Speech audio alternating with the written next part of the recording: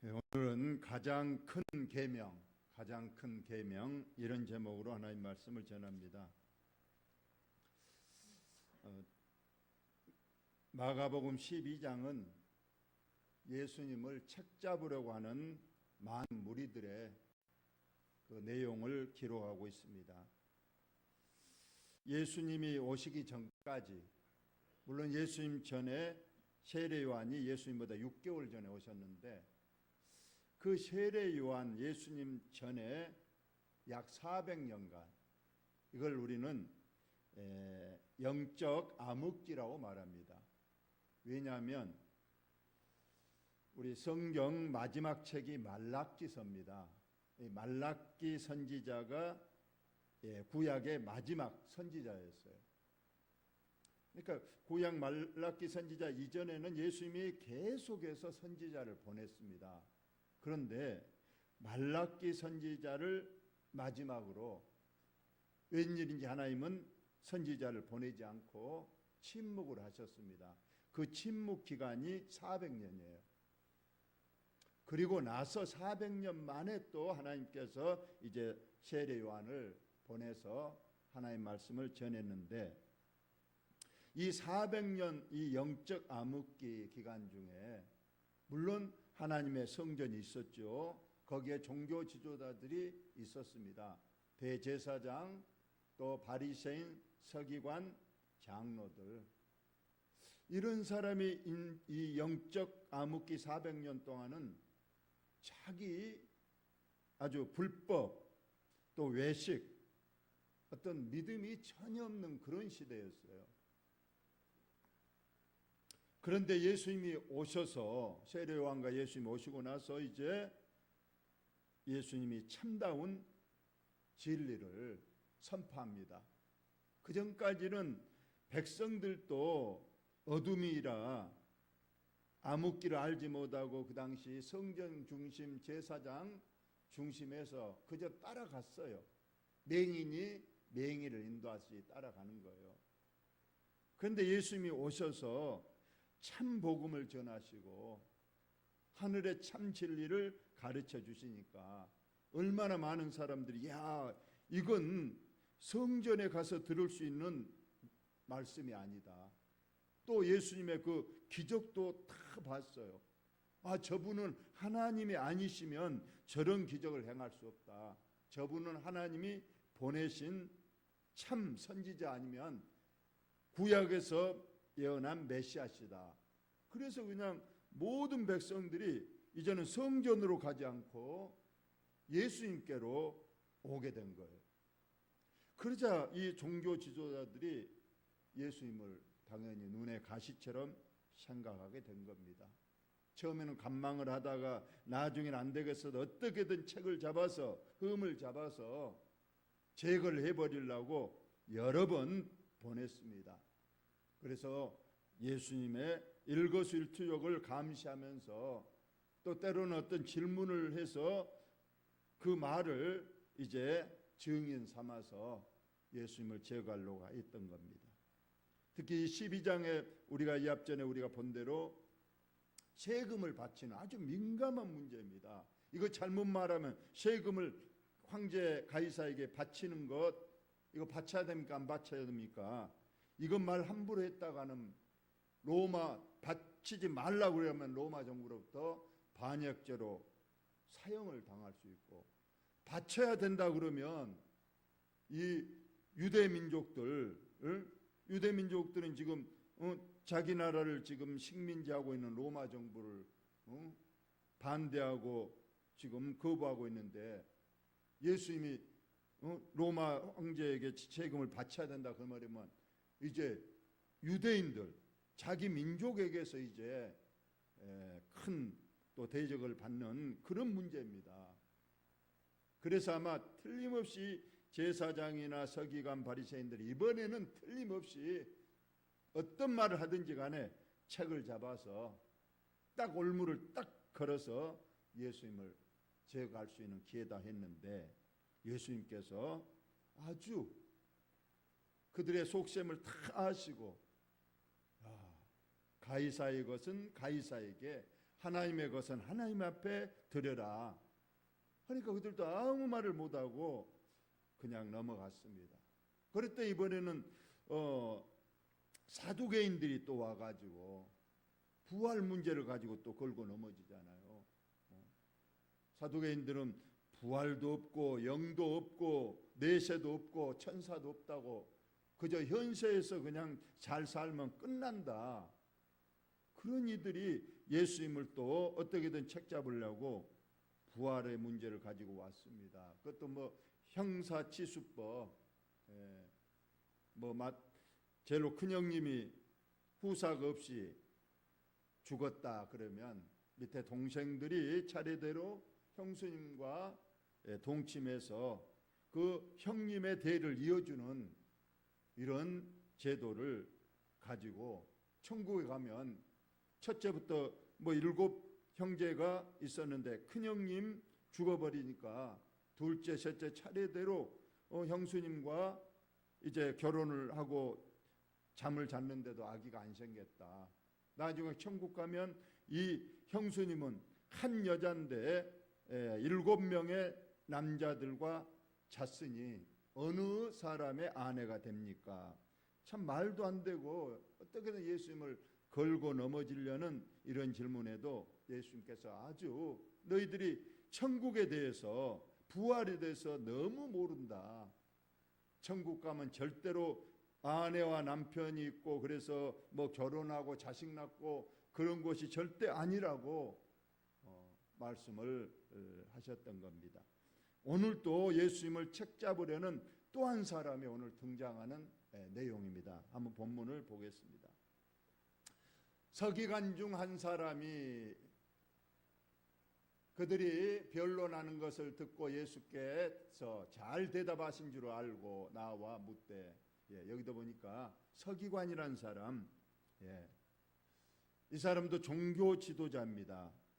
첫째는 이 서기관이 하는 일은 성경을 필사하는 사람입니다. 그 당시에는 인쇄술이 없기 때문에 일일이 성경을 붓으로 써서 필사를 하는 거예요. 그런 일을 도맡아하고 또 어떤 교회의 공문서들 이런 것들을 작성하는 사람입니다. 또 서기관은 성경을 연구하고 해석해서 백성들에게 가르치는 일을 하는 사람. 그러니까 쉽게 말하면 성경 박사들이죠. 오늘날로 말하면 신학대학 교수님들의 버금가는 이 사람입니다. 근데 이 사람이 예수님을 지금 왔어요. 성경 박사니까. 근데 예수께서 잘 대답하신 줄을 알았다고 그랬어요. 아까 말씀대로 세금 문제도 그냥 어느 쪽에도 가담하지 않고 딱 현명하게 말하고 천국의 부활에 대해서도 정확하게 딱 대답하고 어느 누구도 어떤 질문에도 막힘이 없습니다.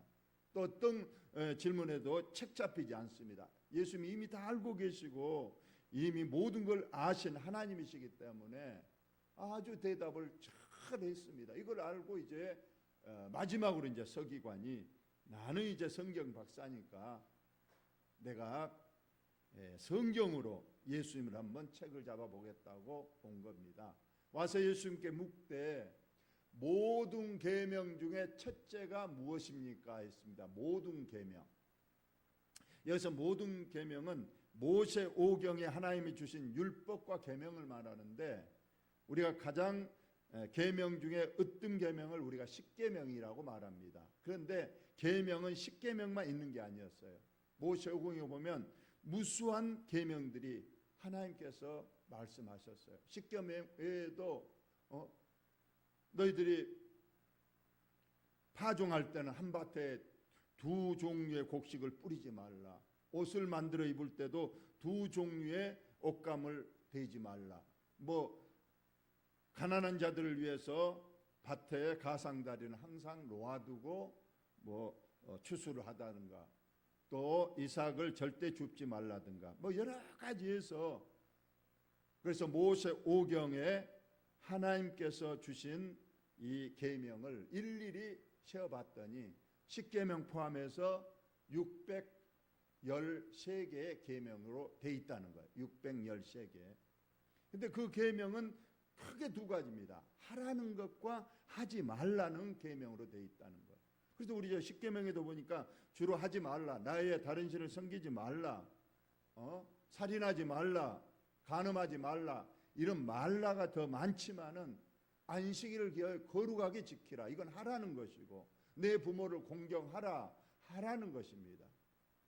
그래서 613가지 중에 하라가 248개 조문이고 하지 말라가 365조항해서 총 613개의 계명이 있는데, 그 613개 계명 중에서 가장 중요하고 첫 번째로 우리가 지켜야 될 계명이 무슨 계명입니까? 하고 예수님께 물었다는 거예요. 그러자 예수님께서 대답하십니다. 우리 다 같이 읽습니다. 시작. 예수께서 대답하시되 첫째는 이것이니 이스라엘아 들으라, 주 곧 우리 하나님은 유일한 주시라. 예수님께서는 다 알고 계셨고, 어떻게 예수님이 하나님이신데 하나님이 주신 계명을 어찌 모르겠습니까? 그래서 거침이 없이 머뭇거리도 않습니다. 바로 들어가는 거예요. 근데 이스라엘아 들으라 이렇게 하잖아요. 이스라엘아 들으라. 이 말씀은 신명기 6장에 나와 있는 내용입니다. 자, 이스라엘아 들으라, 우리 주 하나님은 유일한 주시라. 하나님은 한 분밖에 없습니다. 다른 신은 없어요. 어떤 사람은 그런 말을 합니다. 갈멜산에서 하나님과 바알이라는 두 신이 서로 참신이 어느 신이냐, 어느 신이 더 강하냐, 이걸 내기를 했다고 그럽니다. 여러분, 바알 신이 있어서 하나님과 겨뤄서 하나님이 이기고 바알 신이 졌을까요? 그게 아니라 성경 전체에서 보면, 물론 성경에서 우리 인간적 언어로 표현하기를 하나님은 만주의 주시다, 다른 신보다 뛰어난 주다, 이런 말을 하지만은 다른 신이 있어서 그렇게 하는 말이 아니라는 거예요.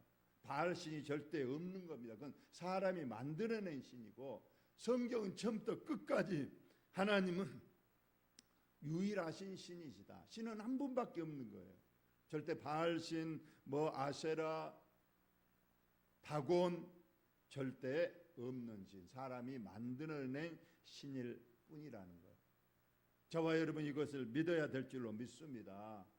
오로지 다른 신은 없고, 우리가 아는 사탄과 그 졸개인 귀신은 있지만은 하나님같이 어떤 전능하신 신은 절대 없고, 인간이 만들어낸 우상과 헛된 신만 있다는 걸 오늘 성경에서 분명히 말씀하고 있습니다. 내 마음을 다하고 목숨을 다하고 뜻을 다하고 힘을 다하여 주 너의 하나님을 사랑하라 하신 것이다. 첫째 으뜸되는 계명은 하나님이 유일하신 신이시고, 그 신을 우리가 어떻게 섬겨야 되는가? 첫째는 마음을 다하고입니다. 여러분, 나의 모든 행동이나 모든 것은 믿음도 마음에서 나오는 거예요. 여러분 행동이 먼저일까요? 마음이 먼저일까요? 물론 반사신경이라고 그래서 위험이 닥칠 때는 내가 생각도 안 하고 바로 어떤 행동이 나간다고 그러는데, 그것도 자세히 보면 뇌에서 먼저 마음이 먼저 결정되고 나서 행동이 나가는 거예요. 그러니까 우리가 모든 것은 마음이 중요하다는 거예요. 내 생명의 근원이 어디서 났다고 합니까? 마음에서 나오고, 그래서 그 모든 것보다 내 마음을 지키라고 말씀하고 있습니다. 여러분, 예배 드릴 때 마음을 드리지 않으면 참된 예배가 아닙니다. 마음은 딴 데 있고 지금 다른 생각을 하고 있다면 그 마음을 드리지 않는 것이 됩니다. 두 번째로는 목숨을 다하고 있습니다. 여러분, 목숨, 이 생명을 바칠 각오로 하나님을 사랑해야 된다는 것, 이것이 순교의 정신입니다. 여러분, 나중에 지금은 우리가 순교의 시대가 아니지만은 6.25 때라든가 일제강점기라든가 우리 영암 땅에서도 거의 70명의 순교자가 나왔지만은 그 순간이 되면 우리가 어떻게 되겠는가? 어떤 목사님이 그런 말씀 하시더라고요. 말은 우리가 공산당이 너 예수 믿을래 안 믿을래, 안 믿는다 그러면 죽이겠다고 총 다 겨눴다 그러면 나는 절대 믿음 배반 안 하고 나는 무조건 순교한다. 그런데 그게 쉽지 않다는 거예요. 진짜로 딱 머리에 총 딱 들이댄다든가 딱 그냥 칼을 목에 댄다든가 이렇게 하면 우리 인간은 본능적으로 죽음에 대한 두려움이 분명히 앞선다는 거예요. 그때 정신을 차리고 하나님 앞에 기도해서 성령의 도우심으로 우리가 믿음을 다잡아서 순교자가 되는 거지, 절대 내 의지 가지고는 절대 순교하지 못한다는, 이게 본능이 그렇다는 거예요. 그래서 우리는 미리미리 기도해야 됩니다. 그리고 미리미리 훈련을 받아야 되는 거예요. 목숨을 바칠 각오로 믿음 생활을 하겠는가? 그런데 우리는 목숨은커녕 주일날 바쁘다고, 주일날 부부싸움 했다고, 아무것도 아닌 일을 가지고 하나님에 대한 믿음과 사랑을 저버리고, 우리는 그런 것 가지고 어떻게 순교의 목숨을 다하여 하나님을 사랑할 수 있겠습니까? 미리미리 우리가 철저히 훈련하고 그 어떤 경우에도 내가 믿음만큼은 변치 않겠다고 하는 확실한 각오, 목숨을 다하겠다는 그런 각오가 있어야 됩니다. 그 다음에 우리가 보면 뜻을 다하고 했습니다. 이 뜻은 나의 의지를 말하는 거예요. 여러분, 믿음은 의지를 가지고 해야 되는 거예요. 오늘 저녁에 여러분 맹목적으로 그냥 나온 것이 아니고, 내가 오늘 저녁에 3일밤 예배를 가야 되겠다, 가서 그래도 하나님 말씀을 내가 들어야 되겠다, 한 말씀이라도 내가 하나님 앞에 가서 기도해야 되겠다, 이런 의지를 가지고 와야지. 옆 사람 가니까 또 오늘 뭐 그냥 습관처럼, 물론 좋은 습관은 좋습니다. 그러나 여러분, 뜻을 가지고 의지를 가지고 나오시고, 마지막으로 힘을 다하여, 여러분 믿음도 힘써야 되는 겁니다. 어떤 사람은 그냥 목사님 기도해 주세요, 당연히 주의 종 기도해야 되죠. 근데 여러분, 기도하는 것이 그냥 마음대로 된가요? 여러분, 기도하는 것도 힘이 들어가는 거예요. 네. 여러분, 오늘 이 마음과 목숨과 뜻과 힘, 여러분 이것을 꼭 내가 다 들여서 너희 하나님을 사랑하라 하신다고 했습니다. 여기서 사랑하라는 거. 여러분, 하나님 사랑하신가요? 여러분, 하나님 사랑하신가요? 예. 아멘은 꼭 그렇게 될 줄 믿습니다 하니까, 지금 사랑 안 해도 앞으로 내가 사랑하겠다 그러면 아멘 해야 되는 거예요. 여러분, 하나님을 사랑하시되 마음을 다하고 목숨을 바칠 각오로 내 의지를 다해서 힘써서 하나님이 주신 계명 말씀에 순종하는 것, 이것이 하나님을 사랑하는 것이란 걸 여러분 꼭 믿으시기를 바랍니다. 근데 지금 종교 지도자들은 이 사랑이 없어요. 그저 외식, 형식, 의무만 남은 거예요. 그러니까 예수님께서 이 외식하는 바리새인 서기관들아 하면서 질타하신 내용이 나오잖아요. 예. 여러분, 절대 하나님을 외형, 형식, 외식, 의무적으로 하지 마시고, 오늘 또 사랑하는 마음으로, 기쁜 마음으로, 감사한 마음으로, 자원하는 마음으로 늘 교회에 나올 수 있는 그런 사랑의 믿음이 있기를 예수님의 이름으로 축원합니다. 우리가 남녀가의 관계로 하나님과 우리 성도의 관계를 말씀을 말하잖아요. 여러분, 연애할 때를 생각해 보십시오. 그때는 서로 보고 싶고, 그냥 떨어져 있으면 그냥 금세 만나고 싶고, 만나면 그냥 그렇게 좋고, 그건 사랑하기 때문에 그렇습니다. 우리가 하나님을 사랑한다면 일주일이 아마 주일날이 왜 그렇게 길고, 여러분 일주일에 한 번만 연인과에 만나라 그러면 아마 성기를 낼 거예요. 매일 만나야지 일주일에 한 번 만나가지고 되겠냐고.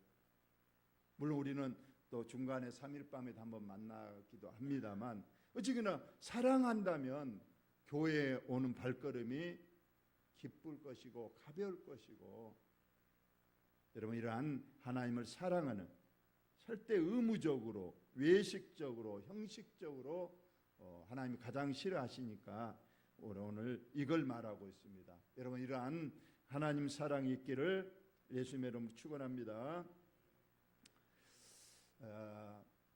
이러한 방금 예수님께서 어느 계명이 큰 계명인가 하면서 예수님께서 말씀하신 내용은 신명기 6장 4절부터 그대로 거의 그대로 말씀을 하신 내용이에요. 예수님은 구약도 다 하시니까 이스라엘아 들으라 우리 하나님 여호와는 오직 유일한 하나님이시니, 아까 우리가 읽은 것은 예수님이 하신 말씀, 이건 신명기에서의 그대로 나와 있는 내용이죠.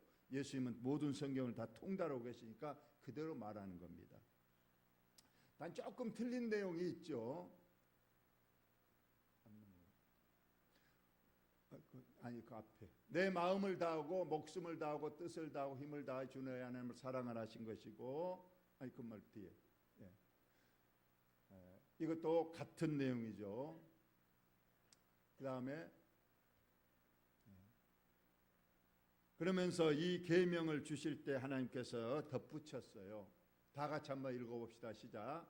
오늘 내가 내게 명하는 이 말씀을 너는 마음에 새기고 내 자녀에게 부지런히 가르치며 집에 앉았을 때든지 길을 갈 때든지 누워 있을 때든지 일어날 때든지 이 말씀을 강론할 것입니다. 여기서 강론은 가르치라는 거예요. 우리 마음에 새기고, 특히 너만 알지 말고 너희 자녀들에게 부지런히 하나님 말씀이 이렇다. 너는 어릴 때부터 하나님 말씀을 항상 마음에 새기고 살아라. 또 집에 있을 때인지 길을 걸어갈 때든지, 여러분 길을 걸어갈 때도 하나님 말씀을 묵상하신가요? 기도하신가요? 누워 있을 때든지, 피곤해서 누워 있을 때도 하나님 피곤합니다. 하나님 내가 몸이 좀 안 좋습니다. 하나님 도와주세요. 또 그러면서 성경 말씀을 우리가 늘 묵상하면 좋죠. 하나님은 내 우편에 그늘이 돼 주시고 독수리가 날개치 올라갈 것 같은 새 힘을 내게 주신다. 이런 말씀을 우리가 늘 묵상하면서 하나님과 관계를 돈독히 하는 겁니다. 또 다음, 너는 또 그것을 내 손목에 매, 하나님 말씀 계명을 손목에 늘 메고 다니라는 것. 또 미간, 눈썹과 눈싸니까 이마에 딱 하나님 말씀 딱 붙이고 표를 삼고 누가 보더라도 아, 저 하나님의 사람이 하나님 말씀 아주 중요하게 생각합니다. 또 내 집 문설주와 문에도 하나님 말씀을 기록해서 언제든지 하나님 말씀을 가까이 하고 볼 수 있도록 하라. 이 정도로 하나님 말씀이 중요하고, 하나님을 사랑한다면 늘 하나님 말씀을 기억하라는 그러한 말씀입니다. 두 번째입니다. 다 같이 읽습니다. 시작. 둘째는 이것이니 내 이웃을 내 자신과 같이 사랑하라 하신 것이라. 이보다 더 큰 계명이 없느니라 했습니다. 오늘 613가지의 계명, 또 그걸 압축한 게 10계명인데 이 모든 계명을 딱 두 가지로 요약 압축한다는 거예요. 첫째는 아까 말씀대로 하나님 사랑인데, 하나님 사랑은 마음을 또 목숨을 뜻을 이렇게 힘을 다해서 하나님을 사랑하라. 이것이 가장 중요한 계명이고, 두 번째로 이 둘째는 실상은 예수님은 다른 복음서에는 이와 같으니 했는데 첫째 계명과 대등하다는 그런 뜻을 가지고 있어요. 그러니까 하나님 사랑과 거의 대등하게 내 이웃을 내 자신과 같이 사랑하라. 그래서 하나님 사랑과 이웃 사랑, 이것이 모든 계명 중에서 가장 큰 계명이고, 모든 계명을 압축하면 하나님 사랑과 이웃 사랑이다. 그래서 10계명도 우리가 1계명부터 4계명까지는 하나님 사랑에 관한 계명이고, 5계명부터 10계명까지는 이웃 사랑에 대한 계명이다. 이렇게 예수님께서 계명을 압축해서 말씀을 하신 내용입니다. 다음을 한번 봅시다. 레위기서에 있는 말씀을 또 이웃사랑을 레위기서에 있는 말씀을 예수님께서 그대로 인용하신 겁니다. 원수를 갚지 말며 동포를 원망하지 말며 내 이웃 사랑하기를 내 자신과 같이 사랑하라. 나는 여호와이니라. 이 말씀을 그대로 예수님께서 인용했습니다. 아까 하나님 사랑은 신명기서에서 6장에서 인용했고 이웃 사랑은 레위기 19장에서 인용을 했습니다.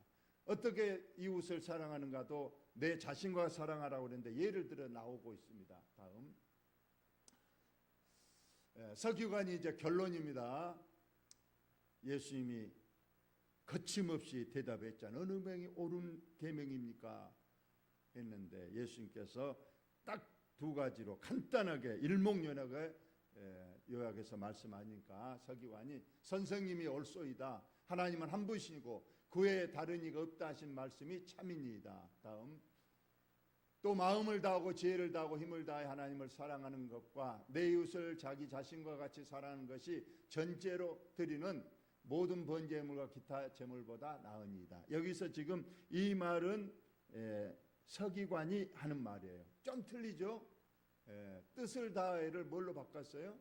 지혜를 다하여. 그리고 목숨을 다해는 뺐고 이렇게 조금 차이가 있지만은 그 전체 내용은 그대로 말씀하신 겁니다.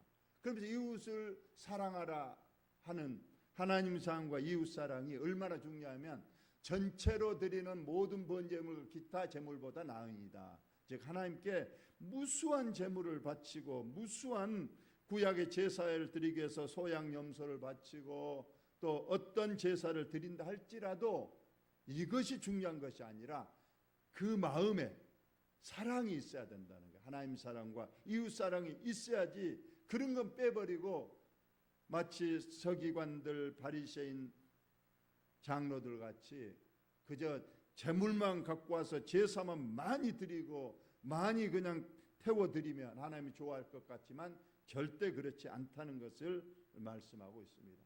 이제 결론을 우리가 미가서 몇 절을 읽고 마칩니다. 다 같이 읽습니다. 시작. 내가 무엇을 가지고 여호와 앞에 나아가며 높으신 하나님께 경배할까? 내가 번제물로 일년된 송아지를 가지고 그 앞에 나아갈까? 다음 여호와께서 천천의 순양이나 만만의 강물 같은 기름을 기뻐하실까? 내 허문을 위하여 내 맏아들을 내 영혼의 죄로 말미암아 내 몸에 열매를 드릴까? 그게 아니라는 거죠. 하나님이 뭘 좋아하시냐? 천천의 만만의 소와 양 좋아하신 게 아니고 내 몸 내 제약된 이 몸을 드리고 내 기존에 여기는 맏아들을 드린 것보다 절대 하나님 그거 원하지 않는다. 답이 뭐라고요? 시작. 사람아 주께서 선한 것이 무엇임을 내게 보이셨나니 여호와께서 내게 구하는 것은 오직 정의를 행하며 인자를 사랑하며 겸손하게 내 하나님과 함께 행하는 것이 아니냐 말씀하시는 겁니다. 이것이 하나님 사랑이에요. 오늘 우리 주님께서 하나님 사랑과 이웃 사랑에 대해 말씀하셨는데 저와 여러분 이 말씀 꼭 실천하여서 하나님의 기쁨과 또 감사 또 영광이 되시기를 예수님의 이름으로 축원합니다. 하나님 우리 아버지 이 밤도 가장 큰 계명이 무엇이냐 서기관이 예수님을 책잡으려고